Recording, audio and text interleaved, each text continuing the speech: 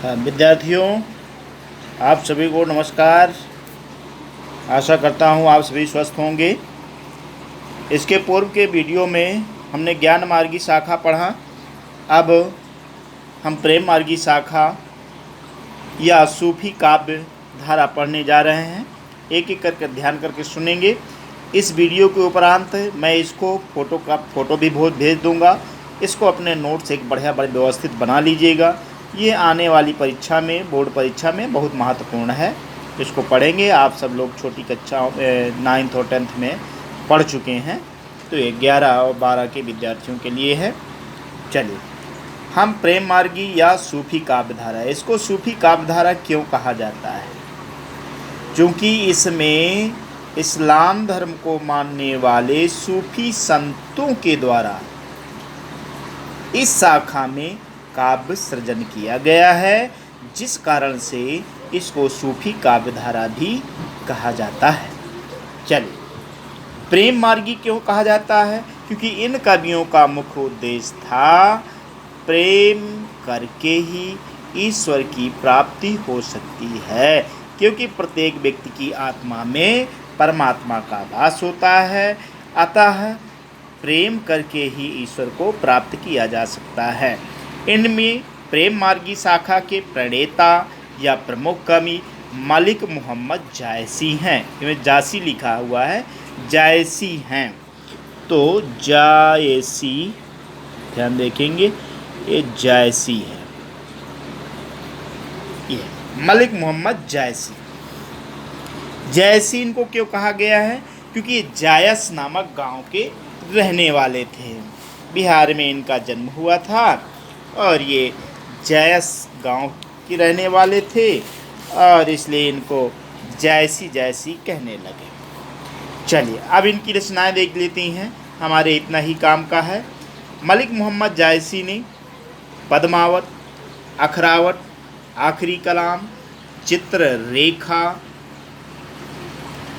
कहरनामा, कन्हावत आदि साहित्य का सृजन किया है, जिसमें से पद्मावत 57 खंडों में निबद्ध है।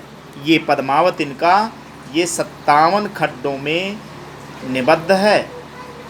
पद्मावत पर पद्मावती फिल्म भी बन चुकी है और कथा भी वही पूरी ली गई है।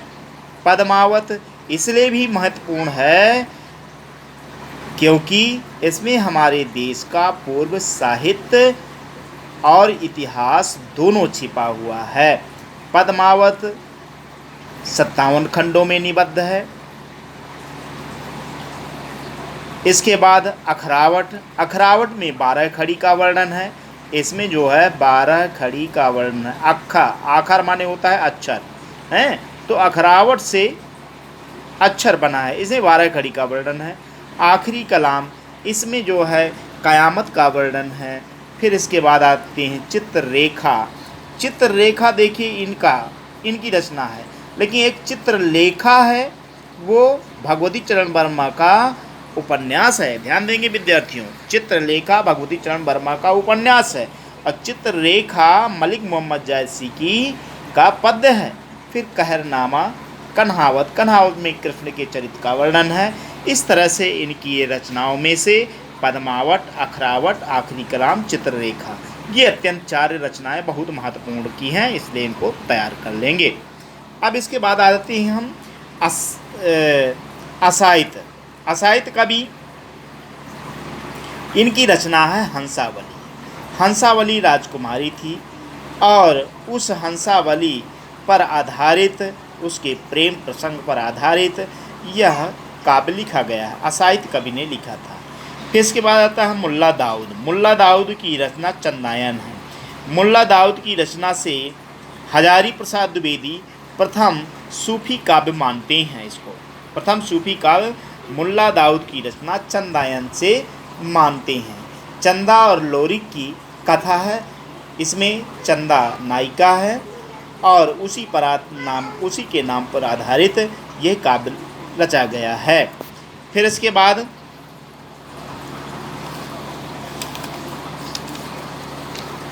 और कुछ सूफी काव्यधारा की कवि और रचनाएं हैं, जरा इनको देखेंगे। ईश्वरदास की सत्यवती कथा, ये भी सूफी काव्यधारा की प्रथम रचना मानी जाती है, कुछ विद्वान इसको भी मानते हैं। फिर इसके बाद आए थे कुतबन की रचना है मृगावती। मंझन की है मधुमालती। देखिए याद करने का तरीका है, मंझन मधुमालती, कुतुबन मृगावती।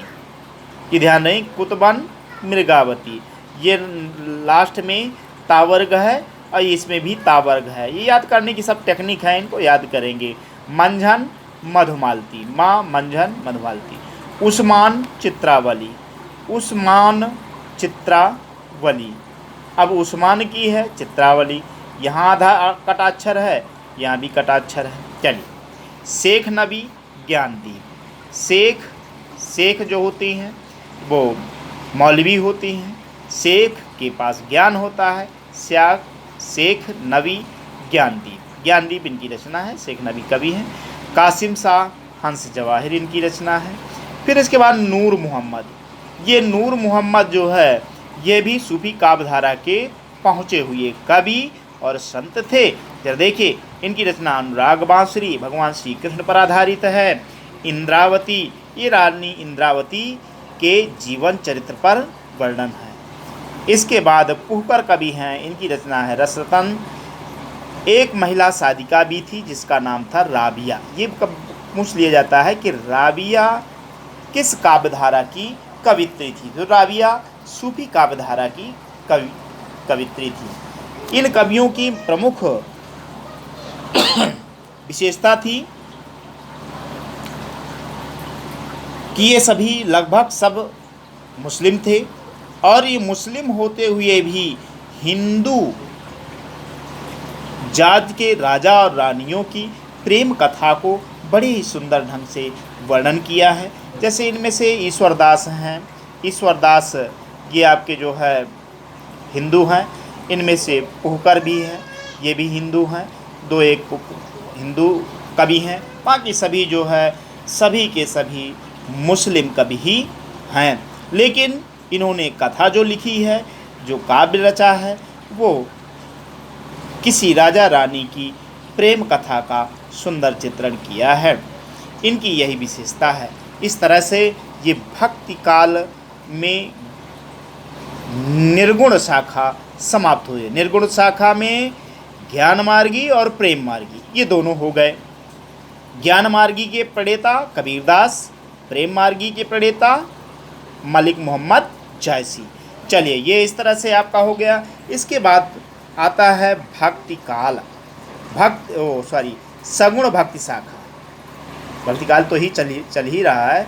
सगुण भक्ति शाखा देख रहे हैं नोट्स में, सगुण भक्ति शाखा। सगुण भक्ति शाखा में हम सबसे बात करते हैं कृष्ण भक्ति शाखा की। चलिए, कृष्ण भक्ति शाखा के प्रणेता बल्लभाचार्य जी थे। वीडियो ज़्यादा मिनट का हो रहा है, अतः यहाँ से कट करूँगा। सगुण भक्ति शाखा पुनः फिर से मैं अगला वीडियो लेके आऊँगा। तब तक इस विद्यार्थियों इसको पढ़ेंगे, मैं फ़ोटो कॉपी भेजे देता हूँ।